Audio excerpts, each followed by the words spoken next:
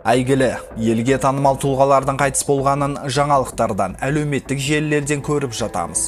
Олар неден және қалай қайтыс болғаны айтылғанымен, кейбір жандар ол ақпаратқа күмәнданып келіспеуі мүмкін. Әңгіме мистика жайында емес, бірақ кейбір әйгілі адамдардың өлімі көп сұрақтар туғызады. Олар құдды өз өлімін сахналаған сияқты. Бүгінгі видеода желідегі қауесеттер бойынша қайтыс болмаған әлемнің ең әйгілі марқұмдары жайында айтып беретін боламын. Алдын ала лайк басуды, арнаға жазылып, қоңыраушаны мыжып кетуді ұмытпаймыз.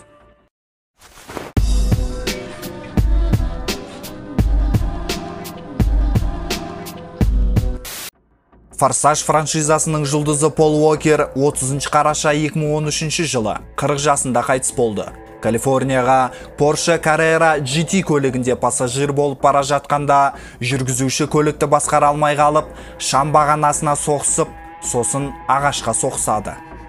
Көлік бірден өртеніп, Пол және оның досы Роджер Родос қайтыс болады. Жігіттердің аман қалуына мүмкіндігі болмаған деп айтады. Десек те, актердің жанкүйерлері ресми нұсқамен келіспейді. Бірақ неге? Біреулер Пол Уокер апатқа ұшырағаннан кейін досының өліміне қорқып қашып кеткен деп айтады. Ал кейбір жанкүйерлер апаттан кейін Пол қолтаңба таратып жатқан фото және видеоларды көрсетуде. Десек те, бұл фотолар 2014 жылы шыққан. Кірпішті жекежай фильмін түсіру барысында жасалған дейді. Пол бұл фильмге 30 сәуір 2013 жылы түскен. Яғни бұл фотолар қайтыс болмай жатып жасалған. Одан бөлек актердің жанкүйерлері Поршеден де күмәнданған. Дәлірек айтқанда көліктің нөмірінен. Актер бұл көлікке отырғандағы номер мен апаттан кейін қалған номер сәйкес келмейдіміз. Ол аздай суреттерде көлік дискілерінің түсі әртүрлі. Ал апат орнында полицейлердің көлікті қоршамай, бөгде адамдардың жүруіне тыйым салмағаны жанкүйерлердің күдігін одан сайын күшейткен. Ал сараптаманың нәтижесі шыққанда құжатта бірде-бір мөр басылмай, қол қойылмағаны, сараптаманың қай жерде жасалғаны көрсетілмегеніне қарағанда, жанкүйерлер бұл форсаждың жаңа бөліміне қара пиар болуы мүмкін деп ойлаған. Арадан 11 жыл өтті, бұл қара пиар емес. Ал сіздер қалай ойлайсыздар? Пол Уокер шынымен тірі ме? Комментарийге жазып кетіңіздер. Диана Фрэнсис Спенсер, тарихта аты қалған әйгілі Ұлыбританиялық ханша. Ол 31 тамыз 1997 жылы Парижде жол апатында қаза болған.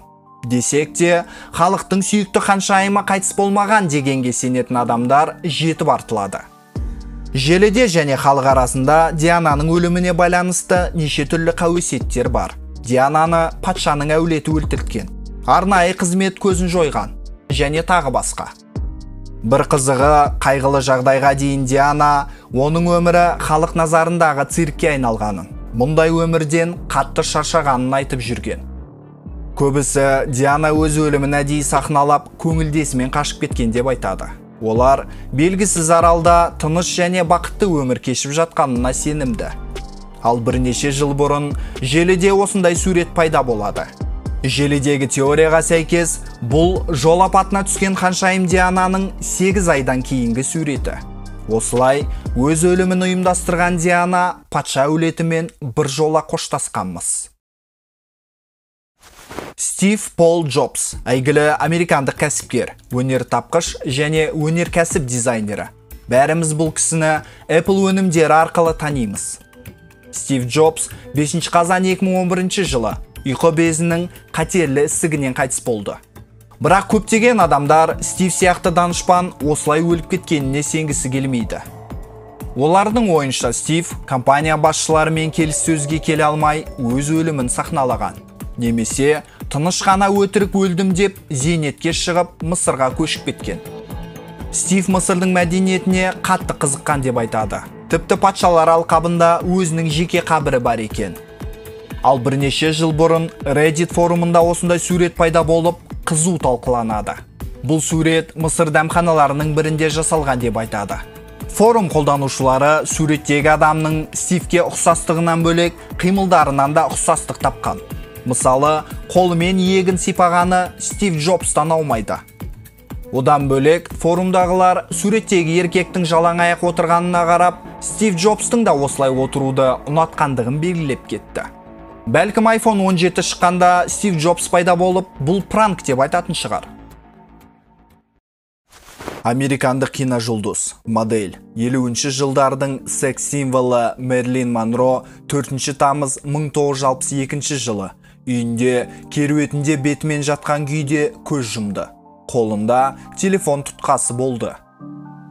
Ресми сараптамаға сәйкес, Мерлин кешкі сағат 8:30 мен 10:30 арасында барбитураттарға жіті уланып қайтыс болған. Бұл өзіне қол жұмсау жағдайына ұқсағанымен, Мерлин соңғы хат жазып қалдырмады да, өмірмен қоштасуға себебі де болмады. Мерлин әлемге әйгілі актриса болғандықтан, ешкім оның өліміне сенгісі келмеді, және әлі күнге дейін сенгісі келмейді. Халық арасында Мерлинді саясаткерлермен қарым-қатынаста болғаны үшін өлтірген деген қауесет бар. Нақтырақ айтқанда, ақш-тың 35-ші президенті Джон Кеннедимен және оның інісімен Роберт Кеннедимен. Мерлин мен Джонның арасындағы махаббатты ФБР жылдар бойы мұқият бақылап отырған деген сыбыстар да бар. Одан бөлек, Мерлин саясаткерлердің көңілдесі болғандықтан көптеген құпия мағлұматтарды білген. Сол үшін өз өлімін әдейі сахналап, атын өзгертіп, көзден ғайып болған деген теория бар. Бірақ Мерлин шынымен де мемлекеттік құпияларды білген болса, оның тірі қалуы екіталай. 70-ші жылдары Мерлиннің өліміне қатысты жаңа фактілер пайда болады. ЦРУ-да қызмет еткен белгісіз агент сол қаралы түні Ақ үйдің бұйрығымен Мерлиннің денесін ауыстырып, есін жоғалтқан актрисаны Швейцариядағы жындыханаға қамап тастаған деген ақпаратпен бөліседі. Не болса да, бір жылдан кейін Джон Кеннедиді өлтіріп кеткеніне қарағанда, Мерлин Монроның өлімінде бір гәп бар сияқты. Ал сіздер қалай ойлайсыздар? Тупак Амару Шакурды танымайтын адам жоқ шығар. Ал егер танымайтын болсаңыз, Тупак әлемдегі ең әйгілі хип-хоп орындаушылардың бірі. Тіпті қазіргі күннің өзінде бұл рэпердің әндері өзектілігін жоғалтпаған. Әлеуметтік желілерде трендтен түспейді. Бірақ бүгінгі әңгіме Тупактың шығармашылығы жайында емес. 7 қыркүйек 1996 жылы Тупак өзінің менеджері Шуг Найтпен Майк Тайсонның кезекті жекпе-жегіне қонақ болып барады.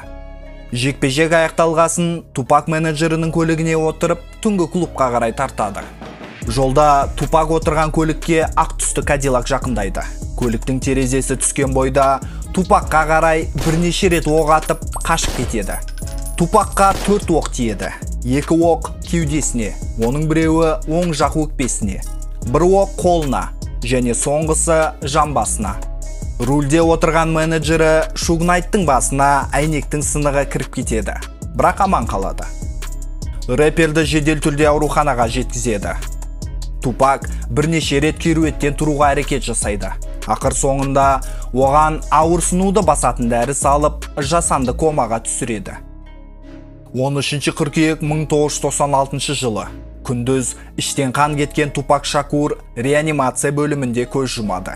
Дәрігерлер оны тірілтуге әрекет жасағанымен, Тупактың анасы баласын тірілтуді доғаруын өтінеді.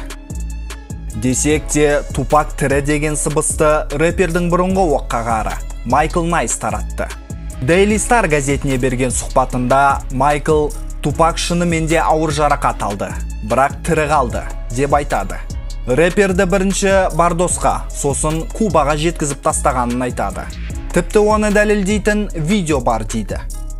Ал жанкүйерлердің пікірінше Тупак Кубаның астанасында, яғни Гаванада жасырын өмір сүрген.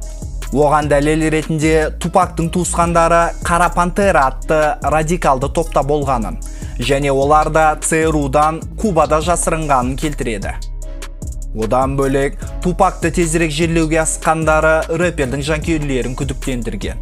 Тупактың мәйітін крематорийде өртеп, күлін туыстарына берген. Бірақ крематорийдегі мәліметтерге қарасақ, Тупактың бойы 1,8 метр, салмағы 97 килограмм делінген.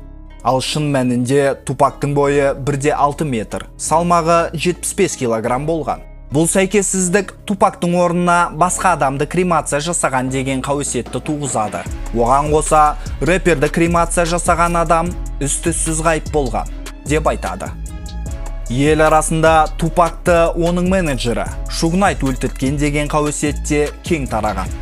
Қауіпсіздікті қатты ұстанатын рэпер сол түні оқ өткізбейтін кеудешесін кимегені, оққа қарын басқа көлікке отырғызғаны да өте күмәнді. Және сол түні Шуг Найтқа бірде-бір оқ тимегені де өте күмәнді көрінеді. Оған қоса, Тупак тірі кезінде Шуг Найттан бөлек кетуді жоспарлап жүрген. Ал Шуг Найт өз кезегінде өте қатыгез және кекшіл адам ретінде танымал.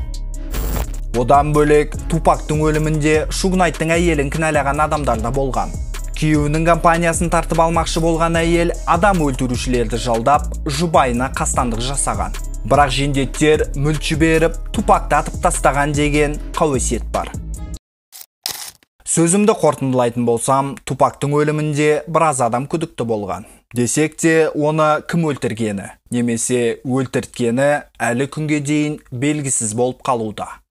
Бірақ 29 қыркүйек 2023 жылы полиция 60 жасар қылмыстық топтың бұрынғы көшбасшысын Дуэйн Дэвисті қамауға алды. Дуэйн және тағы 3 адамды Тупактың өлімінде айыптап жатыр. Әлгі 3 адам баяғыда қайтыс болған. Желідегі болжамға сәйкес, Дуэйнді бәсекелес Тупактың ортасымен қастасып жүрген топ жалдаған. Дуэйнмен ары қарай не болғаны анық айтылмаған. Бірақ оның кінәсі дәлелденсе, қалған өмірін түрмеде өткізетін сияқты. Міне осындай шиеленіскен бір түрлі оқиға. Ал менде бүгінге осы. Өз пікірлеріңізбен комментарийде бөлісіп отырыңыздар. Қызықты видеоларда көріскенше.